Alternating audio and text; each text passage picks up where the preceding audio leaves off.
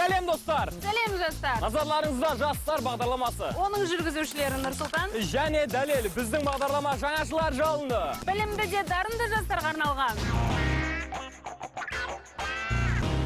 Бүгінгі бағдарламада тағдырсыны қысқанда күш илеген Қасымхан, футболдың көкесі, футбол фристайл, күнмен сурет салу, құлаш жайған өнер, компьютердің тілін білу, заман талабы.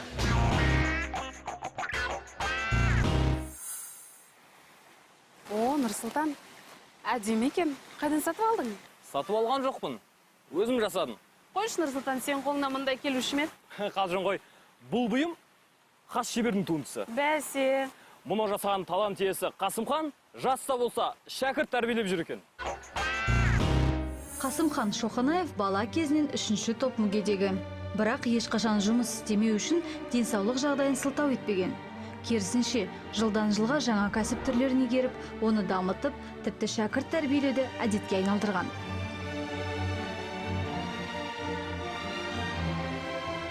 Үш жыл қалды жұмыс атқан осында. Керамиканы жұмыс атқан осы. Үйреніп осы жаққа үйреніп осы керамиканы. Батының керамиканы білмейтін екен. Осы жаққа опыт жинап үйреніп дегенде. Бұға балдары үйретіп дегенде. Оның айтуынша қышпен жұмыс істесе, жаны жай тауып қалады. Тіпті қыш илеу қондырғысында барлық қиындықты бір сәтке үмітіп, шалқар шабыт қысады. Себебі қыш ыдыс жасауда адамның физикалық жағдайы емес, еңбекқорлық, төзімділік секілді адами қасиеттер маңызды. Керамика бір жағынан жақсы, бір жағынан адамға пайдасы бар. Өнері жақсы, бір жағынан адамға өнерге шақырады, бір жағынан адамға түсіністікқа. Қасымхан жұмыс істейтін Эльдани қайырымдылық қорында мұндай талантты жастар аз емес. Мысалы, Екатерина қыштан жасалған естелік бұйымдарға арнайы бояумен сурет салып, моншақтан әшекей жасайды. Мен өзім мектеп бітіргеннен кейін ойланғам, не істеймін, қайда барам деп курстарды бітірдім. Өзім өнерімді көрсеттім, содан кейін жұмысқа алды. Бисермен айналысуға өте уақыт көп болды. 9 жыл болды айналысып отырғаныма. Жұмыс ұнайды.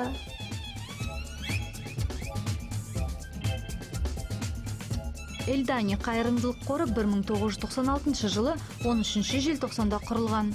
Мұнда әртүрлі топтағы мүгедектерге қолданбалы қолөнерді үйрететін нұсқаушылар және көмекшілер жұмыс істейді.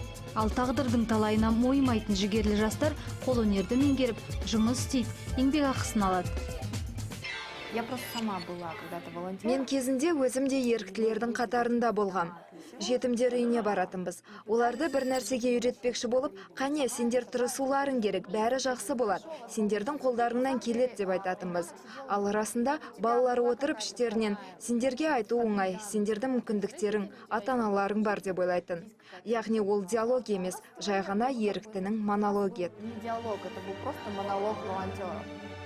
Сол себепті қордағы мүмкіндігі шектеулі жандар өзге жастарға кеңес беріп, психологиялық демеу көрсетеді.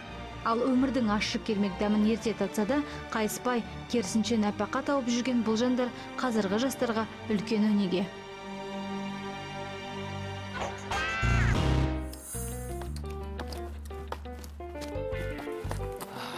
Нұрсұлтан, сен бұлай қиналғанша мен секілді қолыңнан келетін іспен айналыссаңшы. Дәлел, жүргізуші әрі футбол фристайл меңгерген Олжастан қай жерінген? Бірақ ол бала кезден шыныққан шығар, ал сен аяқ асты қалай үйрендің? Дұрыс айтасың, ол бала кезден жаттыққан болу керек. Бәсе, әйтпесе өнерді бірден көрсете салу өте қиын іс. Айтпақшы, Олжас, осы тәжірибенің арқасында футбол фристайл сайысының жүлдегері атаныпты. Шетелден келген түрлі жаңалықтар қазақ жастардың жаңаша танытуда. Бүгінде талай бозбала төл ойынындай меңгеріп алған футбол фристайлы кең құлаш жайып отыр. Футбол фристайлы, доппен түрлі акробатикалық трюктар жасау, допты аяқпен игерудің тәсілдерін көрермендерге көрсету, баспен, аяқпен допты ұршықша иіру өнері. Олжас Оқасовты әкесі футболға кішкентай кезінен баулыған. Бала Олжаста футбол десе ішкен асын жерге қойған екен. Төккен тер тегін кетпеді. Алғаш рет 2003-2004 жылғы футбол фристайлынан Алматы чемпионы болған. Сосын 2005 жылы Алматы чемпионатының қола және 2007 жылы күміс жүлдегері атанды. Футбол мен үшін өмір деп айтса да болады. футболсыз бұл өмір еш қызық емес секілді, өйткені футболда барлық элементтер бар. Мысалы, мысалы футбол деген өте көркем ойын. Оның ішіне грация дейді, жаңағы әдемілік, неше түрлі акробатикалық элементтер бар.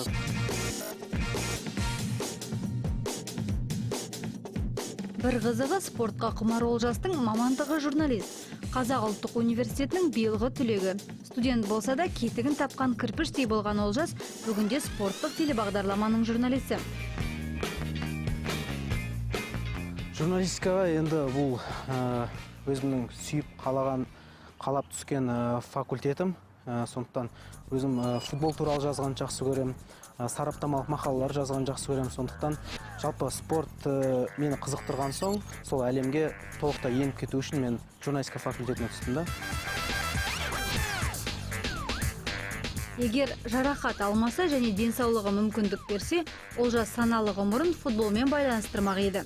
Ал қазір спортқа тек шолушы ретінде қатысуда. Әрі болашақта атақты спорт комментаторы болғысы келетінін айтады. Болашақта енді елімізге қызмет ететін, адал қызмет ететін, сондай-ақ бір өзінің мемлекеттің дамуына үлес қоса алатын азамат болсам деген арман бар. Қай шаруаны қолға алса да, табандылық танытқан Олжас өзге жастарға өнеге. Тіпті әуенге де ебі бар. Бірақ бұл өнер оны елтіп әкете алмады. Тек қашанда тындырымды тірлігімен көзге түскен саңғырлы азаматтың жауапкершілігін одан әрі арттыра түсті.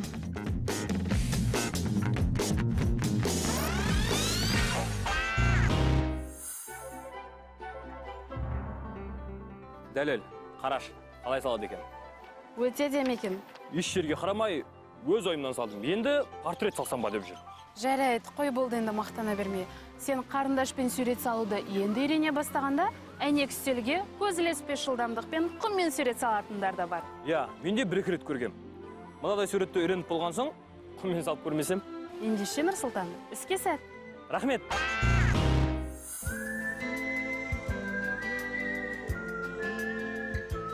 Құм терапиясы адамның ойлау қабілетін дамытып, зейінін арттырады. Әрі адамның жүйке жүйесін тынышталдыруда пайдасы зор. Ал әйнек бетіне сурет салуда құмнан өзге жарма, кофе, тұз сияқты басқа да ұсақ заттарды қолдануға болады. В годах 80-х первый выступила на... Алғаш рет 1980 жылдары америкалық бойжеткен халық алдында осы тәсілмен қысқа мультфильм көрсетті. Қазақстанға бұл өнердің келгеніне 4 жылдай уақыт болды. Жалпы құммен сурет салу қай жаста да пайдалы. Бұл жаттығу ретінде балаларды ептілік пен ұқыптылыққа, жастарды эстетикаға, егде жастағы адамдарды сабырлыққа шақырады. В общем-то, с Алматы это и пошло. Бейне ақ қағазға емес шыны бетіне салынады. Құммен сурет салу еліміздің Алматы, Астана, Павлодар, Өскемен секілді қалаларында дамып келеді. Бұл өнерді игеремін деушілерге арнайы студияларда ақылы білім алу мүмкіндігі бар. Я пришла в студию 3 года. Мен бұл студияда 3 жылдан бері жұмыс істеймін. Көркем өнер институтын тәмамдағам. Әрине, ол жақта алған білімім бұл салада табысты қызмет етуіме көмектесті. Жалпы бұл өнерде қиял дәрежесі, кең дүниетаным және ұқыптылық маңызды. Втянула меня в это искусство. Алматы қаласындағы Сент-Про студиясы Қазақстандағы құммен сурет салу мектептерінің алғашқысы. Бұл студия аталмыш өнер түріне қызыққан жастарға 4 жылдан бері білім беруде. Бүгінде Сент-Про студиясына келушілер саны 100-ден асады. Олардың ішінде енді тілі шыққан бөбектерден бастап, зейнет жасындағы қарттарға дейін бар. Во-первых, потому что меня подружка... Бұл студияға келгеніме көп уақыт болған жоқ, бір жарым ай ғана. Сонда да бұл өнер түрі маған қатты ұнағандықтан тез үйреніп кеттім. Мұндағы ұстаздар да сабақты өте жақсы түсіндіреді. Жалпы, өзім болашақта суретші немесе дизайнер модельер болуды армандаймын. Меніңше, мұнда алған білімім алдағы уақытта маған көмектеседі. Легко можно научиться.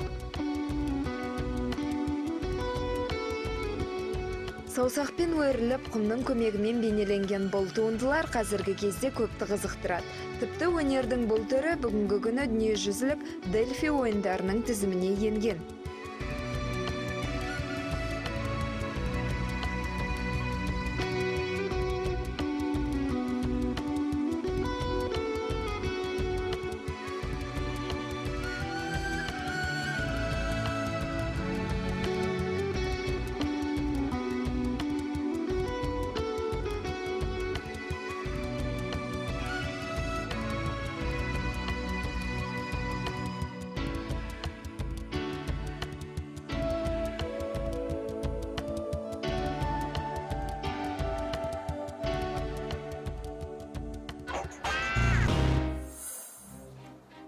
Нұрсұлтан, ғаламторда былай деп жазыпты.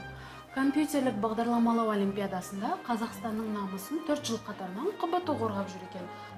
Сен қатыспадың ба, сенің университетің? Жоқ, мен информатикадан емес, математикадан қатысқам. Бірақ студенттерді информатикадан дайындайтын докторантты танимын.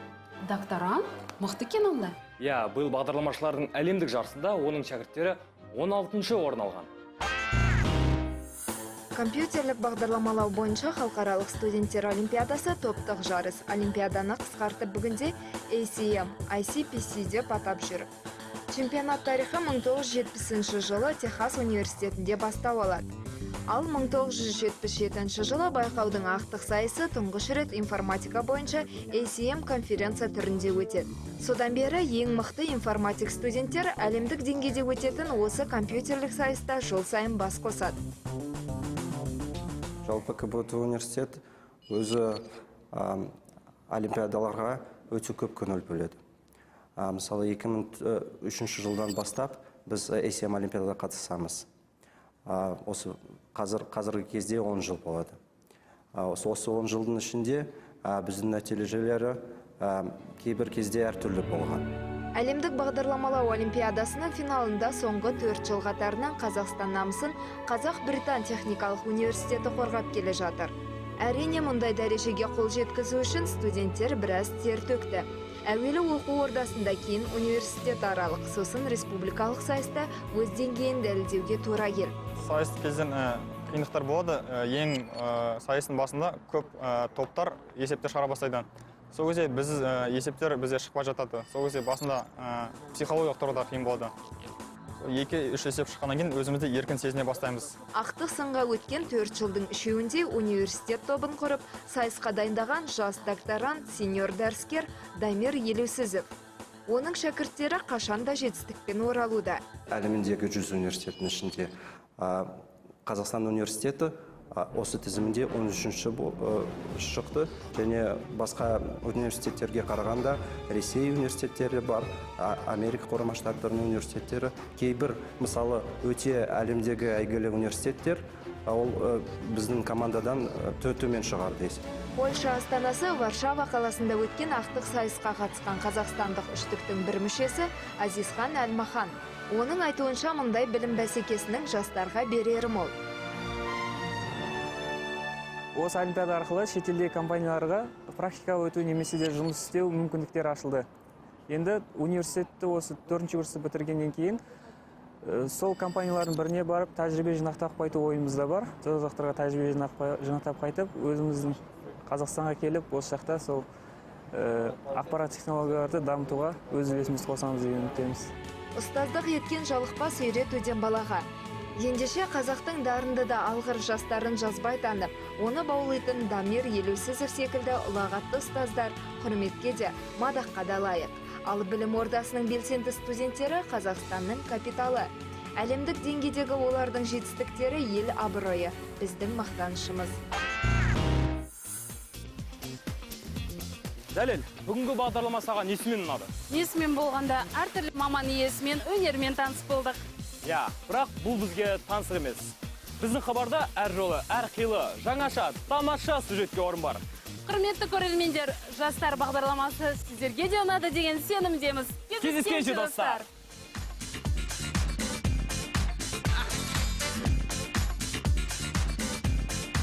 Good.